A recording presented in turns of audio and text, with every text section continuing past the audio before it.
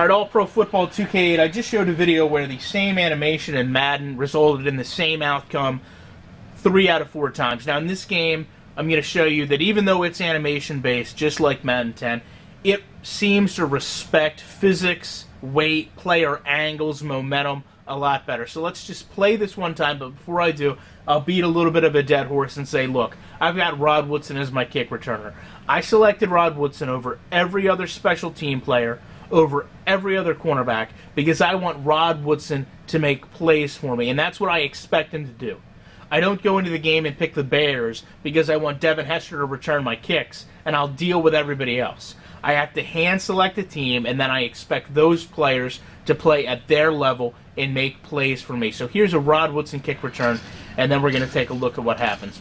First off, you see a spin move, you see a juke move, and then you see I get caught from behind.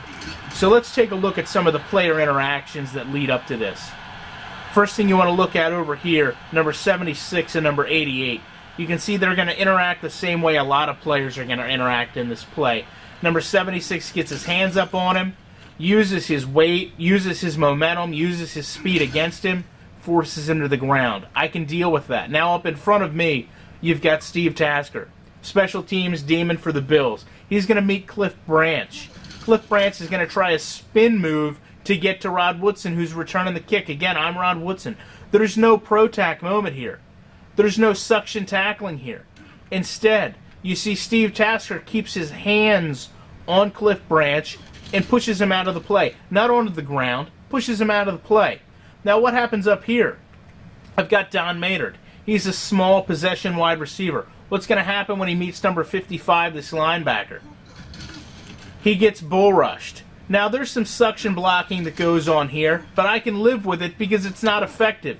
You can see there's another bull rush, swim move type move put on Don Maynard here. Now, let's look up ahead of me. Let's look at these two guys.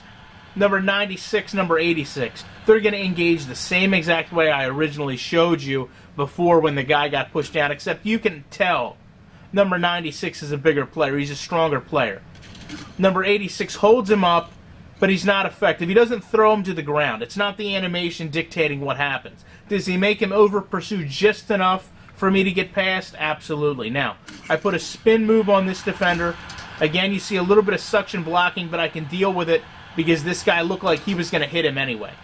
Now, you see a little over-pursuit after the spin move. Guy tries to reach in and grab me and can't. Now I've got one man to beat.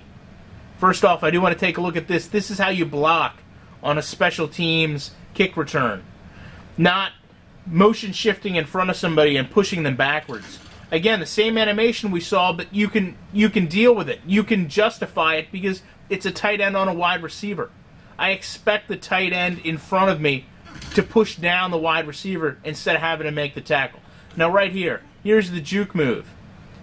And then you see I get caught from behind by a generic linebacker. And yeah, there's a little bit of a crawl up your back effect, but I can live with it. I don't expect Rod Woodson to take every kick to the house. Now, we're going to take a look at pursuit angles on this. This is number 55. And you remember when I said, how does Don Maynard engage with him?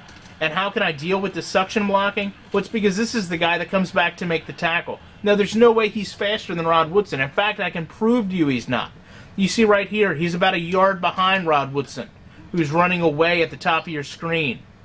You can see this guy, with the exception of having to run around a down player, runs the same angle. You see there, he gains ground as Rod Woodson gets stuck behind those blockers and has to deal with putting on that spin move. Now you can see, look at the speed right here. Watch the speed difference of Rod Woodson as he runs him down. He gains 5 yards in a 10-yard span there. Right there. You can see where they are on the field. You can see how much faster Rod Woodson is as he gains even and then pulls away. Now it's the juke move on the kicker that slows me down and allows me to get tackled. I just saw a video that Versus 2 put up where it showed hitch steps in a returner so that he could get caught from behind. There's no hitch steps in this game.